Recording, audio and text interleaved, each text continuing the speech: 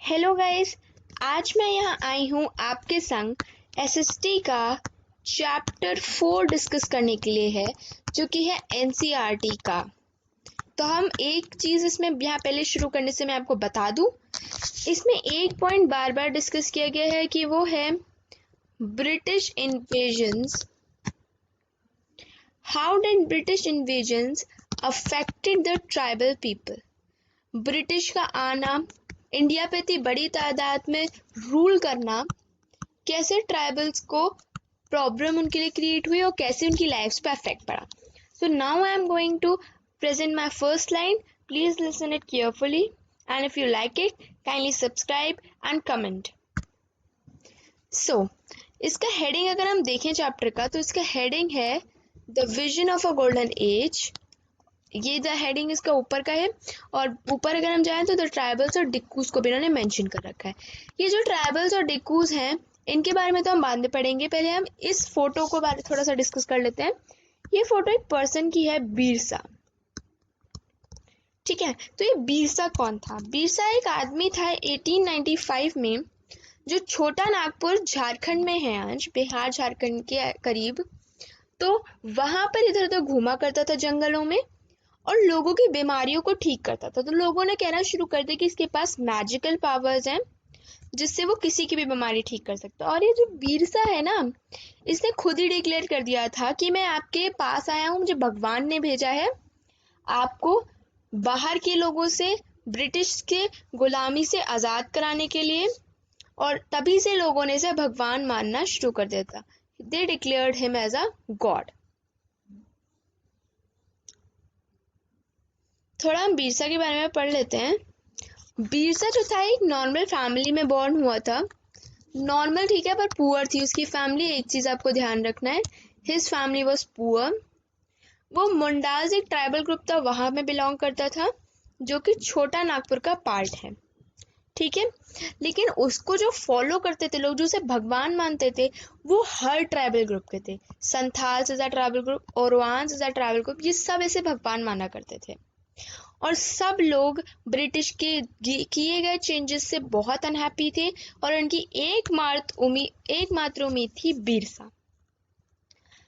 ठीक है, अब हम आगे बढ़ते हैं। ये कुछ क्वेश्चंस है जो हम इस चैप्टर में एक्चुअली में डिस्कस करने वाले। तो पहला है, बिरसा ने किस तरीके के प्रॉब्लम्स को सॉल्व किया पीपल के लिए। दूसरी है, वो कौन से आउटसाइडर्स थे जिन्हें हम डिक्कूज कहते थे, और कैसे उन्होंने ट्राइबल रीजन के लोगों को गुलाम बना के रखा था। ब्रिटिश रूल के अंदर ट्राइबल्स के संग क्या हो रहा था, उनकी जिंदगी कैसे बदल गई थी, इन सब क्वेश्चंस के बारे में हम डिस्कस करेंगे। तो पहले हम थोड़ा ट्राइबल लाइफ के बारे में जान लेते हैं। ज्यादातर जो ट्राइबल्स के कस्टम्स और रिचुअल्स होते हैं, जो रीति रिवाज होते हैं, वो ब्राह्मण्स की लिखी गई किताबों से अलग होते हैं। अगर हम हिंदू कस्टम से उनका एक वो करें कंपैरिजन उनके कस्टम्स का, तो देवर टोटली डिफरेंट। वो किसी तरीके की सोशल डिविजन्स को मानना नहीं करते थे। उनके लिए कोई कास्ट सोसाइटीज मेंटेन नहीं करती थी। वो सब एक साथ रहते थे, उनके लिए कोई वो नहीं था। वो सब और जो अगर जैसे दो ग्रुप्स हैं, दोनों के कैरेक्टरिस्टिक्स मिल रहे हैं, दोनों के रीति रिवाज मिल रहे हैं, तो वो किनशिप बॉन्ड। क्लास 7 में आपने पढ़ा होगा किनशिप बॉन्ड क्या होता है। जब दो ग्रुप्स हैं, दोनों हिंदू हैं, दोनों के रीति रिवाज मिल रहे हैं, दोनों के कस्टम्स रिचुअल्स सब मिल रहे हैं, दोनों के रूल्स एंड रेगुलेशंस मिल रहे हैं, तब वो किनशिप बॉन्ड के जरिए एक ग्रुप बना लेते थे। ठीक है, अगर आपको मैंने यहाँ बोला कि उनके यहाँ कोई कास्ट सोसाइटीज नहीं होती थी, लेकिन इसका मतलब ये नहीं है कि वो डिफरेंसेस नहीं रखते थे। इकोनॉमिक डिफरेंसेस होते थे ट्राइब्स के अंदर भी। अब कैसे इकोनॉमिक डिफरेंसेस, वो हम आगे पढ़ते हैं। पहले हम ये देख लेते हैं ट्राइबल ग्रुप्स रहते कैसे थे। सम वर झूम कल्टीवेटर्स। झूम कल्टीवेटर्स, ये भी क्लास 7 में पढ़ा होगा आपने, शिफ्टिंग कल्टीवेशन के बारे में। ये शिफ्टिंग कल्टीवेशन छोटे फॉरेस्ट के लैंड्स पे होता था, जहां पर लोग पेड़ काट देते थे ताकि सन की जो लाइट है वो जमीन तक आए, और उस जगह की वेजिटेशन को जला के वहां पर राख को डाल देते थे, जो लैंड को फर्टिलाइज कर देती थी क्रॉप उगाने के लिए। और फिर वहां ऐसे ही सीड्स को फेंक दिया जाता था। ब्रॉडकास्ट का एक मेथड ऑफ एग्रीकल्चर होता है, ब्रॉडकास्ट भी। उसमें सीड्स को ऐसे ही फेंक दिया जाता है, प्लग और सो नहीं करते थे वो।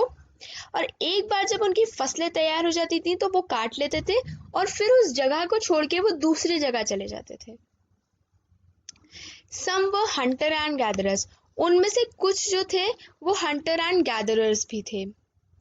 कई ट्राइबल ग्रुप्स में हंटर्स और गैदरिंग बहुत ज़्यादा ही, हंटिंग एनिमल्स की और गैदरिंग करना फॉरेस्ट के सामान की एसेंशियल था उनके सर्वाइवल के लिए। जो खोंड्स थे उड़ीसा के, वो उनमें से एक ऐसी कम्युनिटी थी। वो ज़्यादातर हंट्स करते थे और अपने ग्रुप में मीट उनका बांट लेते थे। अगर हंट नहीं हो पाया उस दिन तो वो फ्रूट्स खाते थे, रूट्स खाते थे जो वो फॉरेस्ट से खरीदते थे, खरीदते नहीं थे मतलब तोड़ते थे।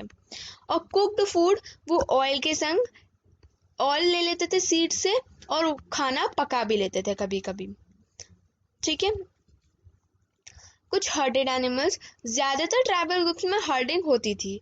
हर्ड जो करते थे एनिमल्स को ना पैस्टोलॉजिस्ट कहा जाता था। कुछ लोग कैटल और शीप को हर्ड करते थे अलग अलग। जो वन गुज्जर्स थे पंजाब के, वो the Van Gujjars of Punjab and the Labadis of Andhra Pradesh, वो हर्डर्स थे, कैटल उनकी थी। और जो गद्दीस थे कुल्लू के, वो शेपर्ड्स थे, शीप्स थी उनकी। और बकरवालाज जो कश्मीर में थे, उनकी गोट्स थी। देखा, बकरवालाज और गोट्स का काफ़ी मीनिंग सेम सा निकलेगा। यस, ये आप लोग देख लेंगे, एनिमल रियरिंग की कुछ फोटोज हैं। ओके, अब हम आगे बढ़ते हैं। सम टुक द सेटल कल्टीवेशन, कुछ लोगों ने सेटल्ड कल्टीवेशन भी अपना लिया था। 19th सेंचुरी के आते आते जो ट्राइबल ग्रुप्स थे, उन्होंने एक जगह सेटल होकर वहाँ कल्टीवेशन भी शुरू कर दिया था। वो वहाँ प्लग करते थे और जिस जगह पे वो रहते थे, जिस जगह पे उन्होंने अपना टेंट लगा दिया, अब वो उन्हीं का हो गया, कोई वहाँ नहीं आ सकता। कई केसेस में जैसे मुंडाज और छोटा नागपुर ने पूरा अपना क्लैन बसा लिया था एक फॉरेस्ट में, और वहां उनके अलावा कोई आ नहीं सकता था। All members of clan were regarded as descendants, सब लोग जो लोग क्लैन में रहते थे उन्हें डिसेंडेंट्स कहा जाता था। डिसेंडेंट्स कौन? जो उस जंगल पे रहा करते थे और वहां के ओरिजिनल सेटलर्स बन जाते थे कि ये जमीन हमारी ही है। कई बार कुछ लोगों के पास क्लैन में ज़्यादा पावर आ जाती थी और वो चीफ्स बन जाते थे और बाकी फॉलोअर्स। ये तो बहुत कॉमन चीज़ है, एक विलेज है, वहाँ का एक चीफ है, बाकी उसे फॉलो करते हैं।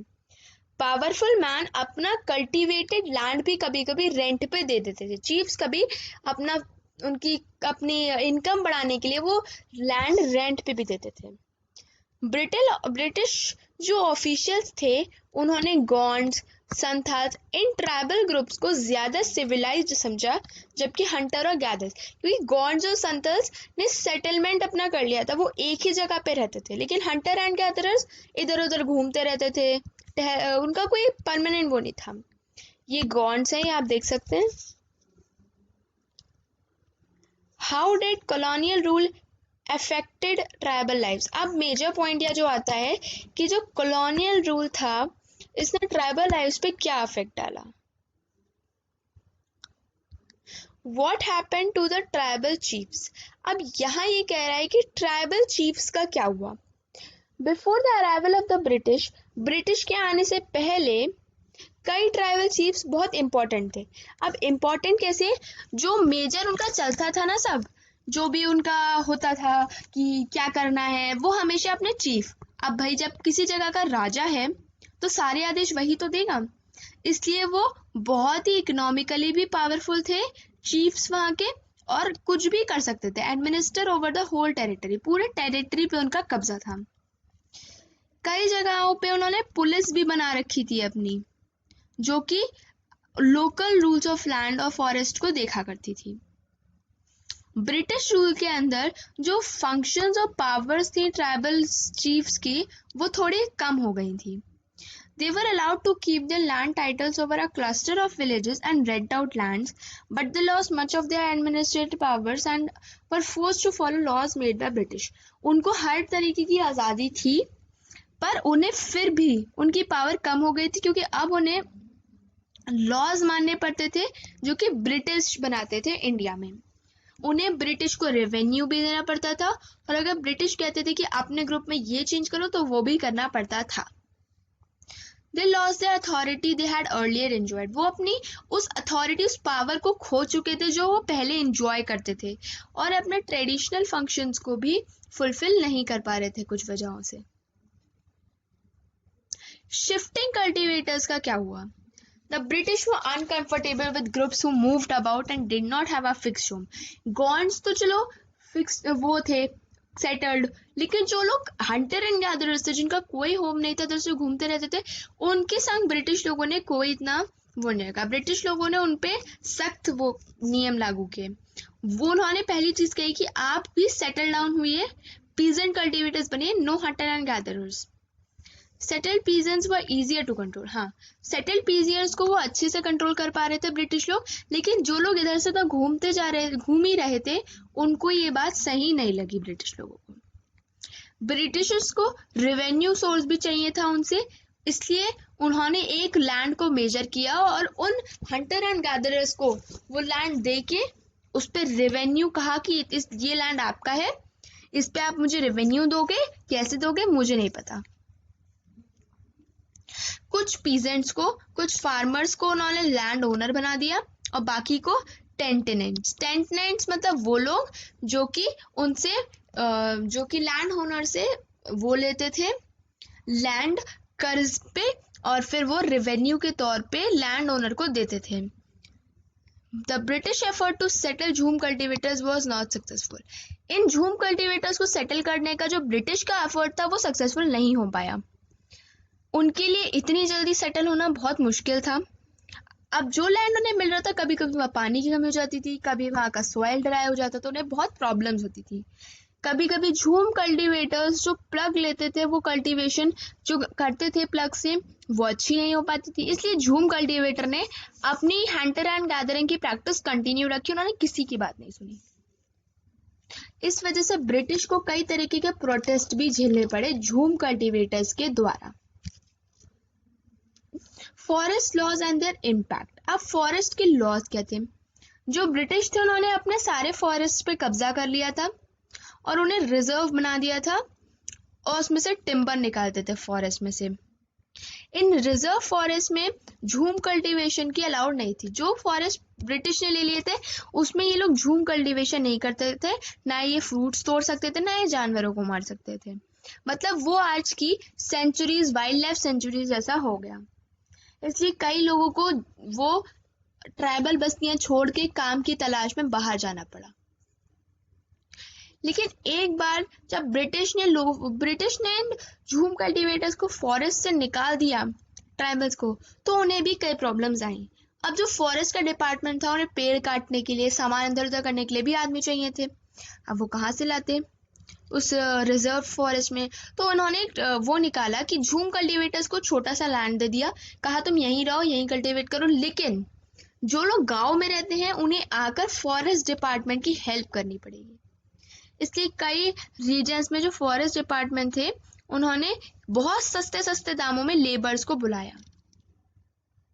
कई लोगों ने कॉलोनियल फॉरेस्ट रूल्स के अपना अगेंस्ट रिएक्ट भी किया, रूल्स तोड़े भी, उनके अगेंस्ट रिबेलियन भी किया, जैसे कि सोंगरम संगामा जो कि 1996 में हुआ था, और असम में हुआ था, और फॉरेस्ट सत्याग्रह जो कि 1930s में हुआ था, बहुत बड़ा फॉरेस्ट सत्याग्रह था। ये भी एग्जाम्पल्स हैं उस रिबेलियन के। कई प्रॉब्लम्स ट्रेड के संग भी हुई। 19th सेंचुरी में जो ट्रेडर्स थे वो फॉरेस्ट में आके लोगों को कैश लोन देके उनसे काम करवाते थे। इस वजह से जो ट्राइबल पीपल थे उनको बहुत परेशानी हो रही थी। जैसे कि एग्जांपल देख लीजिए आप, 18th सेंचुरी में इंडियन सिल्क जो थी वो यूरोप में बहुत फेमस हो गई थी और उसकी वैल्यू बहुत हाई थी। तो जो हाजिर बाग है वो झारखंड में है, वहाँ के कुछ ट्राइबल पीपल उस सिल्क को उगाया करते थे। झारखंड में है आज वो, कुकून्स को उगाया करते थे। तो ट्रेडर्स आते थे, उन्हें पैसा देते थे और कहते थे कि हम कुकून्स ले लेंगे, आप कुकून्स उगाओ सारे, और उन्हें कुकून्स के 1000 कुकून्स के बदले सिर्फ 3 या 4 रुपया मिलता था। और फिर वो गया और ऐसी जगहों पे भेज के उस कुकून का हजारों पैसा लगाते थे। मिडिलमैन वो होता था जो बीच में उनसे बात करता था ट्राइबल से, फिर जाके बड़े लोगों से बात करता था, बड़े ट्रेडर्स से। तो मिडिल मैन बहुत पैसा कमा लेता था, आज भी ऐसा ही होता है। जो सिल्क रोड्स थे, जो ट्राइबल्स थे, उन्हें बहुत कम पैसा मिलता था, और ऐसे ट्राइबल ग्रुप्स ने सबसे बड़ा एनिमी अपना ट्रेडर्स को माना। They search for work. The tribals who had to go far away from their homes were in search of work was even worse. जो ट्राइबल्स को अपने घरों से निकाल दिया गया था, अब वो खाने पीने के लिए काम ढूंढ रहे थे, जो कि और बदतर हुआ उनके लिए। 19th सेंचुरी में टी प्लांटेशंस काफी फेमस बन गई थी, और माइनिंग भी। तो ऐसे ट्राइबल्स को लार्ज नंबर्स में टी प्लांटेशंस वाले या कोल माइंस वाले झारखंड ले जाते थे, और उनसे बहुत कम पैसों में, दामों में काम कराते थे, और उन्हें घर जाने की बिल्कुल इजाजत नहीं थी। 19th सेंचुरी और 20th सेंचुरी में ट्राइबल ग्रुप्स ने बहुत रिवेलियंस किए कि हमें ऐसा लॉज नहीं चाहिए। और रिवेलियंस के example, the Kols rebelled in 1831, Santhals in 1855, Bastar rebellion in 1910 and the Warli revolt in Maharashtra. इस मूवमेंट में से बहुत सारे थे जो बिरसा ने भी चलाए। बिरसा आप जानते ही हैं 1870s में पैदा हुआ था, 1870s में, और एक पुअर फादर का बेटा था जो कि इधर उधर शीप्स ग्रेज करते थे।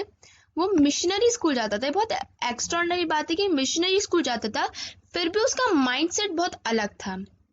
बिरसा ने कई बार वैष्णव प्रीचर्स के पास भी अपना समय बिताया, और उसे समझ आ गया कि सच्चाई क्या है।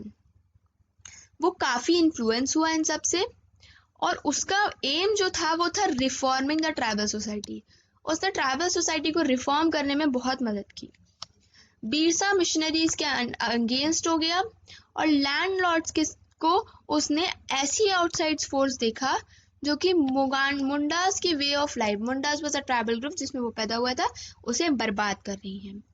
1895 में बिरसा ने अपने फॉलोअर्स को सतयुग के बारे में बताया। सतयुग, द एज ऑफ ट्रुथ, जहाँ सिर्फ सच्चाई थी। उन्हें बताया कि कैसे वहां सब अच्छी जिंदगी जी रहे थे, कोई एक दूसरे को नहीं मारता था, हमेशा वहां सच्चाई होती थी। उसके बारे में सबको समझाया, और आज रिवॉल्ट करने के लिए प्रेरित किया।